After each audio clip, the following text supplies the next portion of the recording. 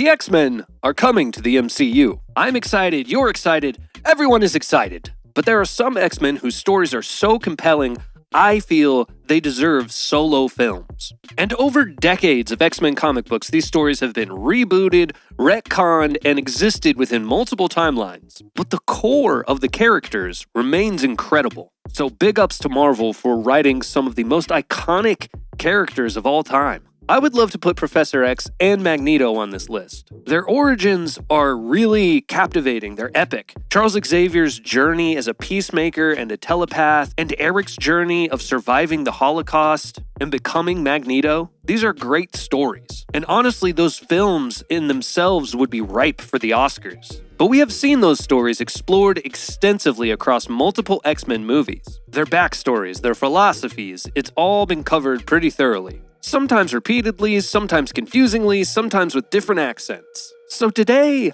I want to focus on characters that haven't gotten their spotlight. Mutants whose stories are just as captivating, but haven't gotten their spotlight cinematically. This list isn't in any particular order, it's just the top 5 that I feel deserve a film of their own. Let's dive into it. First up, we have Storm. Aurora Monroe is one of the most powerful mutants on the planet. She can control weather on a massive scale, summoning lightning, creating hurricanes, manipulating atmospheric pressure. Basically, she's kind of like Mother Nature if Mother Nature had really cool hair and a sick outfit. But what makes her perfect for a film is her origin story. Storm was born in Harlem to a Kenyan princess and an American photojournalist. When she was 6 years old, a fighter jet crashes into their house in Cairo, and she loses both of her parents. She survives, but she's buried under rubble for hours, trapped in the dark.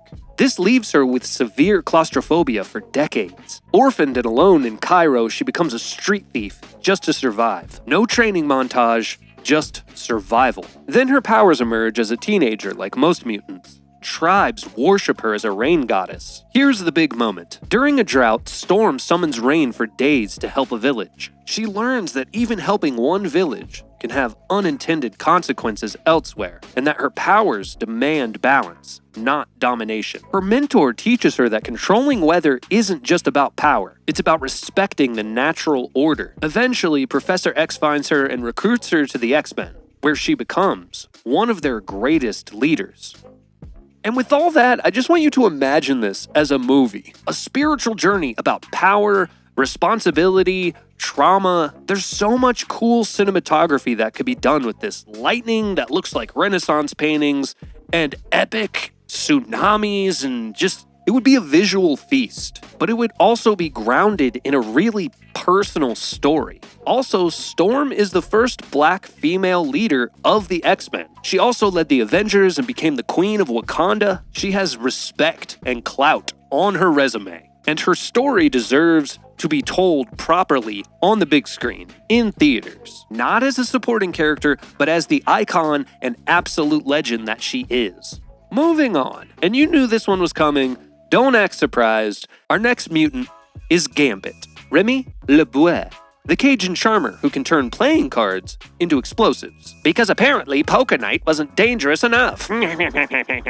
As I'm sure you know, Channing Tatum was supposed to play him for years, and eventually he got his cameo in the Deadpool Wolverine movie. The demand for a Gambit movie is louder than it's ever been. The people have spoken loudly and in Cajun, and his origin story is perfect for that movie. Gambit was taken from the hospital as a baby by the New Orleans Thieves Guild, which is a sentence that only really exists in comics. They called him Le Diable Blanche, the White Devil, prophesied to unite the warring thieves and assassins guilds. He grows up on the streets learning to steal and con. He tries to pickpocket the Thieves Guild's patriarch, who winds up adopting him instead. Like most mutants, his powers emerge as a teenager. He can charge objects with kinetic energy and make them go boom. But I'm sure, as you know, his signature move is throwing playing cards that blast on impact. Stylish, completely unnecessary, perfect. He's sold to powerful interest groups who plan to use him as a weapon. Gambit escapes, but his escape costs someone close to him their life. Years later, desperate to control his powers, Gambit makes a deal with the villain Mr. Sinister. In return, he leads a team into the New York tunnels, not knowing Sinister plans to destroy the Morlocks living there. Gambit tries to stop it, but he can only save one child. This guilt haunts him for years and nearly destroys his relationship with the X-Men. As a movie, you could make this whole story a heist thriller mixed with tragedy. It could be set in the dangerous underworld of New Orleans and have a real sense of style and be fast-paced, lots of action moments. Gambit's story is about a man trying to outrun his past and failing, but choosing redemption anyway. To me, that makes a great movie. This next one is a little bit of a deeper cut. If you know, you know. If you don't, you're about to find out. I went with Bishop. Time travel alert, buckle up. Lucas Bishop, a time-traveling mutant cop from a dystopian future. Bishop was born 80 years in the future, where Sentinels have enslaved mutants in concentration camps. He has an M brand over his right eye to signify that he's a mutant. Alright, I'll stop the movie accent now. I'm sorry for who I am. Sorry for who I am. I'm sorry for what I've become. After his parents were unalived, he and his sister were raised by his grandmother, who told them legends of the X-Men from the past, heroes who mysteriously disappeared. When his sister was taken hostage by anti-mutant extremists, the XSE, Xavier's security enforcement, saved her. They're kind of like what's left of the core idea of Charles Xavier and the mutants, and Bishop winds up joining them. His powers are really ripe for a movie. Basically, he can absorb energy blasts and redirect them. He can take a blast and fire it back at you with twice the amount of energy. I am rubber. You are glue. Years later, while hunting down a time-traveling criminal, Bishop discovers a recording of Jean Grey warning about a traitor who will destroy the X-Men. This criminal that he's hunting escapes to the past, and Bishop follows him. And this is where he meets the actual X-Men. And Bishop is haunted by the warning that Jean Grey gave. He thinks that there could be a traitor in the midst of the X-Men.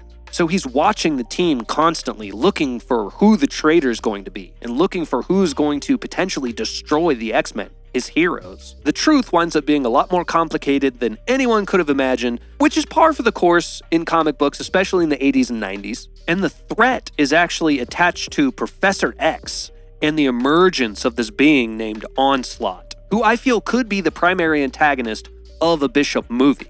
And once Bishop discovers that Onslaught is potentially going to be the downfall of the X-Men, he helps them defeat him and thus saves his childhood heroes. You could make this a movie that's kind of like Terminator meets Minority Report. There could be all of these cool timeline shiftings, and I know that we've seen timeline splits in a lot of superhero and X-Men movies, but I think this one could be really special and really well done. He's essentially a cop from the future who comes back and tries to stop the future from becoming what it becomes. It's a story about both hope and hopelessness. It is dense, and it is really set up to be a proper cinematic masterpiece, in my opinion. Give it to the guy who made the new Blade Runner and Dune movies, and I think it would be perfect. And I think you know I'm right. Moving on. This is the one you've been waiting for, isn't it? Kurt Wagner. Blue skin, yellow eyes, he's got a tail. And he also has a tail. T-A-I-L and T-A-L-E, I'm sorry. He also, of course, has the ability to teleport. And I have to say, to Marvel's credit, they were really cooking when they came up with Nightcrawler. He is one of my all-time favorite comic book characters.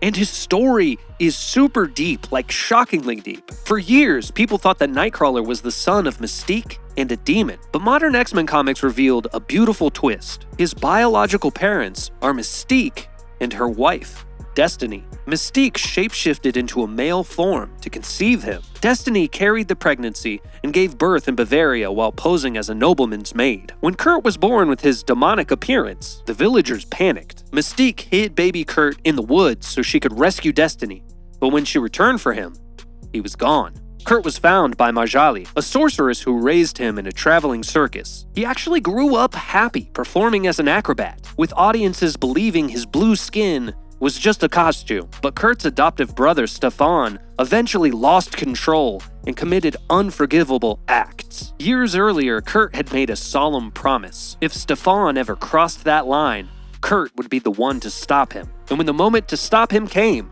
he made good on that promise. During this conflict, the villagers see what Kurt actually looks like. They see his demonic appearance as an adult and they assume the worst, forming a mob to hunt him down. Professor X arrived, froze the mob psychically, and recruited him into the X-Men. This story is dense and deep and heartbreaking, and it is marred with tragedy. It would make such a good movie. There's also these really nuanced pieces to Kurt's whole story. Despite his demonic appearance, Kurt is a devout Catholic. He has deep faith. The whole vibe of his story is about being seen as a monster, but choosing to be a hero. He's a swashbuckler. He has a lot of jokes in battle, kind of like Spider-Man. He loves adventure. He is a trained acrobat. He brings a lot of levity to the X-Men. But beneath all of that, again, is this tragedy, is this trauma, is this deep, heart-wrenching backstory that would make such a good movie, all on its own. A Nightcrawler movie could have a style of like a gothic fairy tale. It could be dark and tragic while also being hopeful and just unique. It could be about identity and choosing to be a hero even though the world doesn't see you that way. Nightcrawler movie 2027. I'm putting it out there now. I want it. We need it. The fans have spoken. Give us a Nightcrawler movie. And finally, last, but certainly not least, Rogue.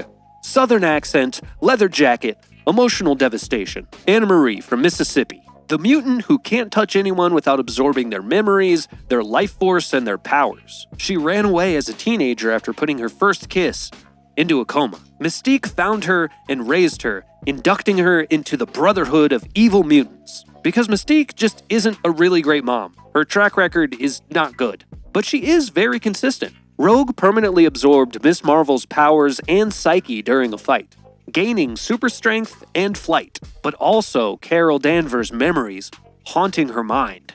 Terrified that she was losing her mind, she defected from the Brotherhood of Evil Mutants and joined the X-Men, seeking Professor X's help.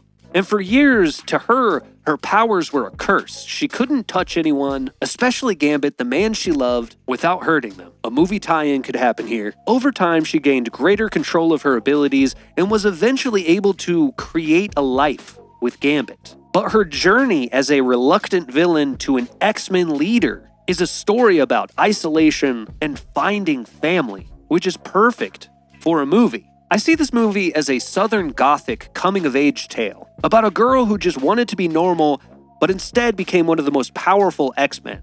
And yes, the story has kind of already a little bit been told across the X-Men movies, but we deserve better than what the Fox films gave us. I think unanimously, as comic book fans and X-Men fans, we can all come together and agree we deserve a better cinematic representation than what we've been given for Rogue. So that's it. Those are my top 5 X-Men that I feel like deserve their very own standalone movie. Storm, Gambit, Bishop, Nightcrawler, and Rogue. And I feel like with the X-Men joining the MCU, there is a chance that we might get some of these movies. I'm hopeful. I'm praying. Let it happen, comic book gods. Which X-Men character do you want to see get their own standalone film? Click the things, leave the comments, join the doodads, or don't. It's your life. I'll see you next time, and until then, take care of each other.